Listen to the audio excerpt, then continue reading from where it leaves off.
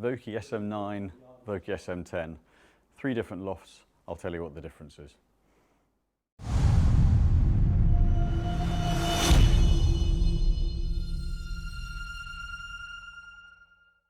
So with the recent launch of the new SM10 Vokeys, there's all the tech talk about them, there's all the theories about them, but actually practically what is the difference between the SM9 and the SM10? Now we could go into all kinds of things about what they've done with some of the nickel plating for durability, some of the face tread, the progressive centre of gravity, but actually what does it mean? What does it actually mean when you're out on course? What will you see that's different? So we're going to hit the 5008F in both heads, 56S, 10S in both heads, and the 6008M in both heads. So a full shot with the 50, 3/4 shot with the 56, and a half shot with the 60. So the most likely types of shots you're going to be hitting. And then for me, we'll run through the data and see what we see. Look at what the launch and spin numbers are and what the comparisons are, so you can see from actual shots what the difference is. So let's start with the 50.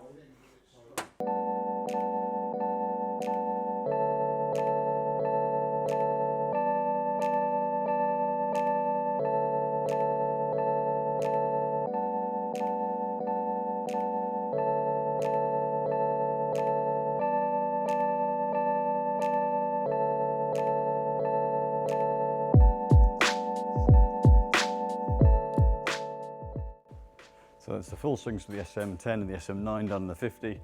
Go to the 56 and just pare the swing back a little.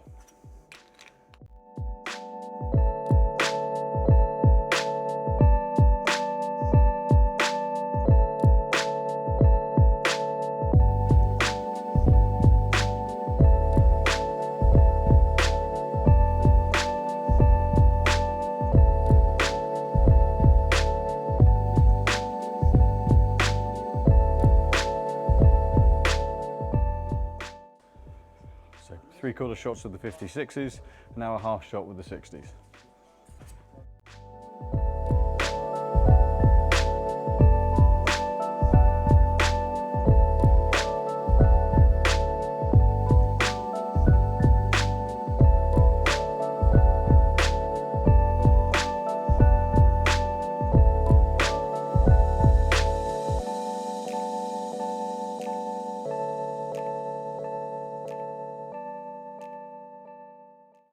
So there's 3 types of shots. The reason the 3 styles of shots is on the 50 you're more likely to be hitting a fuller swing, and then as you get close to the green and more loft, it's the most representative swing. So a half shot with a 60, 3/4 shot with a 56, full shot with a 50. So let's have a look at the data and see where the differences are.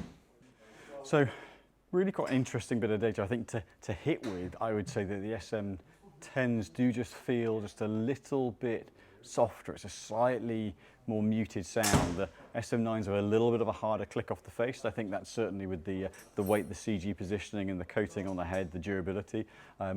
For me, the feel's a little bit more solid out the SM10s. That's purely a subjective thing though. The ball doesn't know any difference.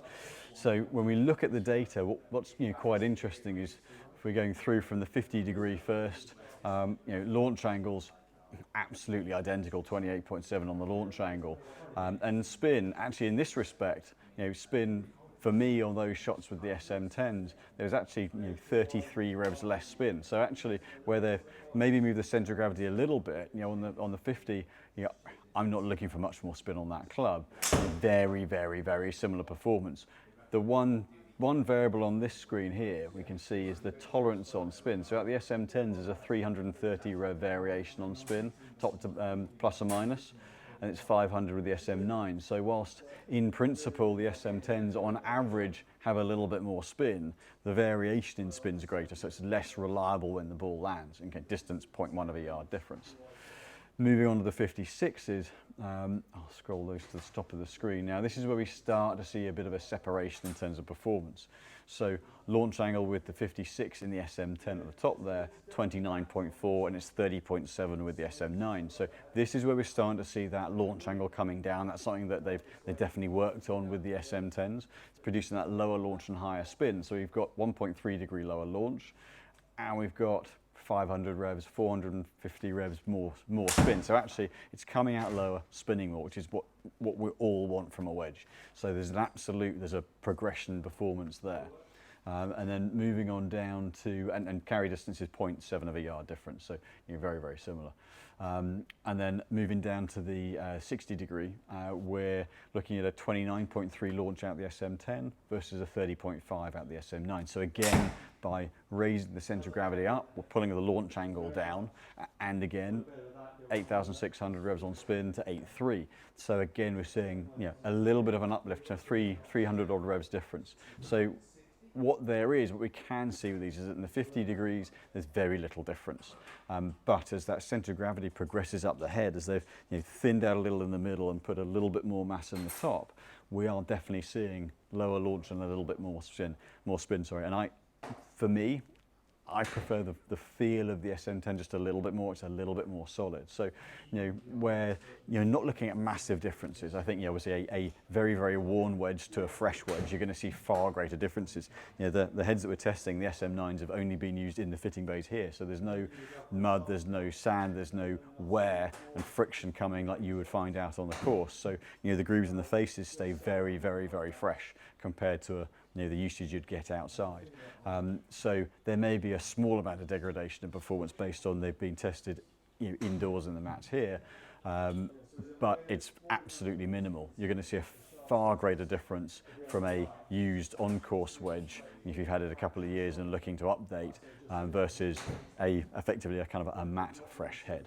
So certainly lower launch. We see distances reassuringly for me, from a playing point of view, very, very comparable. The 60s are 60.8 and 60.8 in carry, 56s are 89 and 88.3, and the 50s are 110.7 and 110.6 in terms of carry distances. So we're really seeing very little in terms of absolute differences in carry yardage, but how they're getting there and that little bit more grip that you're going to get from the SM10s and slightly more solid feel. I think that's really where the differences tend to be. More consistency on spin with the 50, similar consistency of spin with the 56 and the 60s, a little bit tighter on the 60 from the SM10, but lower launch, higher spin. So, the tech and the one might call the marketing blurb regarding the new wedges, there is an absolute difference in flight, and something that I think fun to test out on course. I'm going to be updating my wedges this year, and I look forward to some lower launching and higher spinning wedge shots.